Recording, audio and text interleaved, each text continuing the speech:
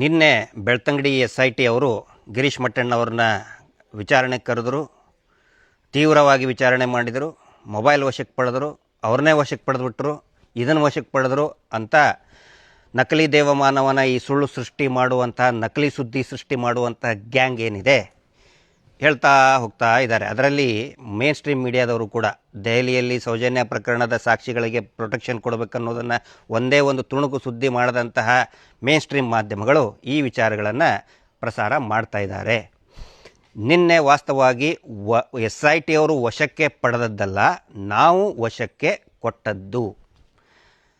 ನನ್ನಲ್ಲಿರ್ತಕ್ಕಂತಹ ಕೆಲವು ಘಟನೆಗೆ ಸಂಬಂಧಪಟ್ಟಂತಹ ಪ್ರಮುಖ ವಿಡಿಯೋಗಳನ್ನು, ಭಾವಚಿತ್ರಗಳನ್ನು ದಯವಿಟ್ಟು ಇದನ್ನು ತನಿಖೆಗೆ ಒಳಪಡಿಸಿ ಇದನ್ನು ಕನ್ಸಿಡರ್ ಮಾಡಿ ಅಂತ ನಾನು 3-4 ತಿಂಗಳ ಹಿಂದೆ ನನ್ನ ವಿಚಾರಣೆ ಆಗಬೇಕಾದ್ರೆ ವಿನಂತಿ ಮಾಡಿಕೊಂಡಿದ್ದೆ. ಆದರೆ ಟೈಮ್ ಬಂದಾಗ ತಗೊಳ್ತೀವಿ ಅಂತ ಹೇಳಿದರು. ಸೊ ನಿನ್ನೆ ಆ ಒಂದು ಅವಕಾಶವನ್ನು ಮಾನ್ಯ SIT ಅಧಿಕಾರಿಗಳು ನನಗೆ ಒದಗಿಸ್ಕೊಟ್ರು. ಅತ್ಯಂತ ಪ್ರಮುಖ ಮಾಹಿತಿಗಳು ಇರತಕ್ಕಂತಹ ಭಾವಚಿತ್ರಗಳನ್ನು, ಫೋಟೋಗಳನ್ನು ಕೊಟ್ಟಿದ್ದೇನೆ. ಇಷ್ಟು ನಡೆದಿದ್ದು. ನನಗೆ SIT ಕಚೇರಿಯಲ್ಲಿ ಹೋದಾಗ ಆಶ್ಚರ್ಯ ಆಗಿದ್ದು, ಮತ್ತು ಇದನ್ನು ಕೇಳಿದರೆ ನೀವು ಆಶ್ಚರ್ಯ ಪಡ್ತೀರಾ.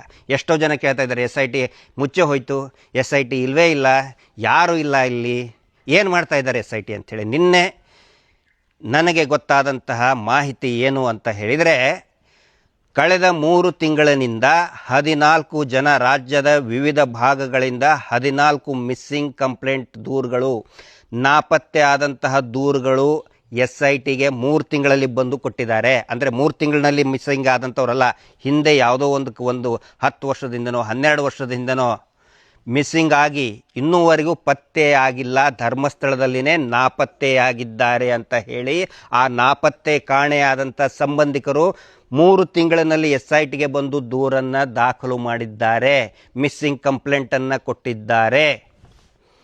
ಇದನ್ನು ಯಾಕೆ ಸುದ್ದಿ ಮಾಡ್ತಾ ಇಲ್ಲ?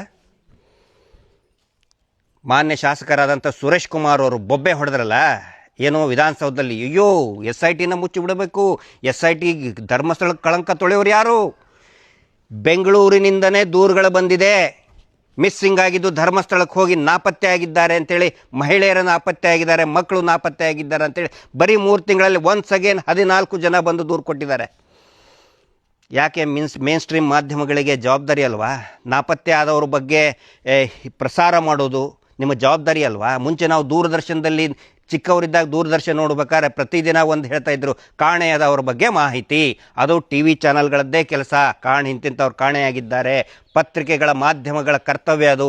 ಆದರೆ SITಯಲ್ಲಿ ಅಧಿಕೃತವಾಗಿ ದೂರನ್ನು ಕೊಟ್ಟರು ಕೂಡ ಅದನ್ನು ಮುಚ್ಚಿಟ್ಟು ಮಟ್ಟಣ್ಣವ್ರನ್ನ ವಶಕ್ಕೆ ಪಡೆದರು, ಮಟ್ಟಣ್ಣವ್ರ ಮೊಬೈಲನ್ನು ವಶಕ್ಕೆ ಪಡೆದರು. ಅದ್ರ ಒಳಗಡೆ ಏನಿತ್ತು ಮೊಬೈಲಲ್ಲಿ ನನಗಿಷ್ಟೇ ಗೊತ್ತು, SIT ಅಧಿಕಾರಿಗಳಿಗೆ ಇಷ್ಟೇ ಗೊತ್ತು.